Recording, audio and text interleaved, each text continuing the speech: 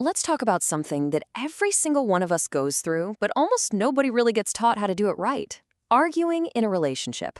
We're going to try and reframe this whole thing. What if fighting wasn't something that tears you apart, but could actually be a tool to bring you closer? So yeah, let's dive in and see how we can turn something that feels awful into something that can actually build a powerful connection. I mean, have you ever been there? You start talking about something tiny, like who was supposed to take out the trash, and somehow 10 minutes later, it's a full blown war. You're dragging up stuff from months ago, you're both yelling, and you have no idea how you even got there. Yeah, if any of that sounds familiar, you are definitely not alone. These are the classic signs of a fight that's just gone completely off the rails. You say stuff you immediately wish you could take back. You start arguing about 10 different things at once. And when it's all over, nobody feels better. You just feel worse. The connection feels, well, it feels damaged. So here's the big idea we're going to explore today. The goal is not to have a relationship with zero conflict. I mean, come on, that's not realistic. The real goal, the game changer, is to learn how to fight better. It's all about changing how you show up in those really intense emotional moments. And this quote just nails it, right? The fight itself, the disagreement, that's just a signal that something needs to be talked about. The real damage, the stuff that leaves scars, comes from the verbal grenades we start throwing when our emotions hijack the conversation. So it all comes down to learning how to stay in control. The key to doing this is a little thing called awareness. Seriously, think of it as your secret weapon. It's that tiny sliver of your brain that can stay online even when you're seeing red. It's the little voice in the back of your head that remembers, hey, I love this person, and its only job is to protect your relationship from the heat of the moment.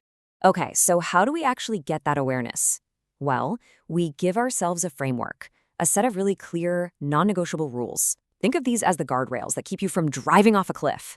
Some of them protect the very foundation of your relationship, like trust and safety, and others are about making sure you can actually communicate, even when you're angry. So, our first rule. This one is all about protecting the absolute foundation of your partnership. It's about that sacred trust that makes being close to someone even possible.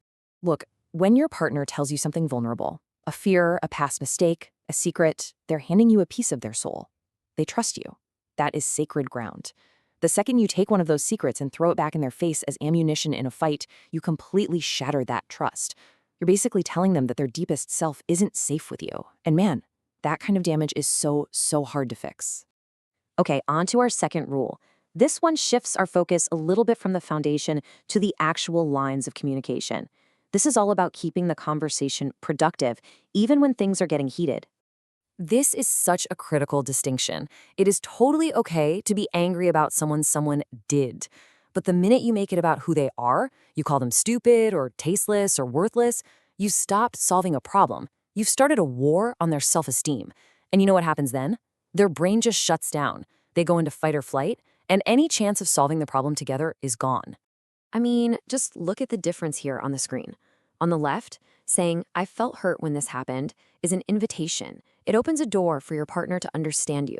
But on the right, you're so thoughtless. That's not a door. It's a wall. It's a verdict. And there's nowhere for that conversation to go except down. All right, let's move on to our third bottom line. This one goes right back to protecting that foundation. Specifically, the parts of your partner's identity that should never, ever be part of the battlefield. Attacking your partner's family or the way they were raised is a really low blow, and for one simple reason. They can't change it. It's not something they can fix. So you're turning a solvable problem into this deeply unfair attack on their past. It's not a conversation anymore, it's just cruel, and it makes them feel totally cornered and helpless. Our fourth rule is another huge one for keeping communication healthy.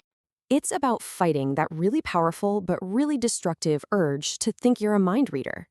You know what I'm talking about when you say things like, you're just doing this to be selfish, or you obviously don't care about me. You're claiming you know what's in their heart, and that just makes them feel hopeless. I mean, why would they even bother trying to explain themselves if you've already decided they're the villain? You've shut down the conversation before it even had a chance. And now for our fifth and final rule. This is the big one. This is the one that protects the core security of the relationship. The thing that makes you both feel safe enough to even have a fight in the first place. Using words like breakup or divorce in the middle of a fight, it's like a nuclear bomb. Yeah, it might end the fight right there, but what it really does is poison the well of security. Every single time you do it, You introduce a little more fear, a little more instability. You slowly chip away at that feeling that the relationship is a safe harbor. It is a terrible short-term tactic with devastating long-term consequences. So, when you commit to these rules, you create a container of safety. The argument might still be tough, but it's not dangerous anymore. And that's when conflict transforms from a threat into an opportunity to understand each other better, to solve a real problem as a team, and to come out the other side feeling even more connected than you were before. And this quote just sums it all up, doesn't it? The real goal is to remember that you and your partner are a team. The problem is the opponent, not each other. When you follow these rules, you're not fighting each other anymore. You're fighting the problem together. And that shared struggle, that's what builds real, lasting intimacy. So the path forward is actually pretty simple. 1, acknowledge there's a problem without panicking. 2, engage with it, but always, always respect these 5 bottom lines. And 3, use the resolution to reinforce that you are and always will be on the same team. So I want to leave you with this one question. Most of us, when we get into a fight, we're fighting to win. We're fighting to be right. But what if you changed your objective?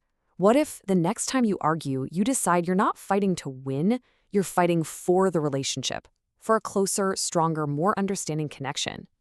What do you think would change?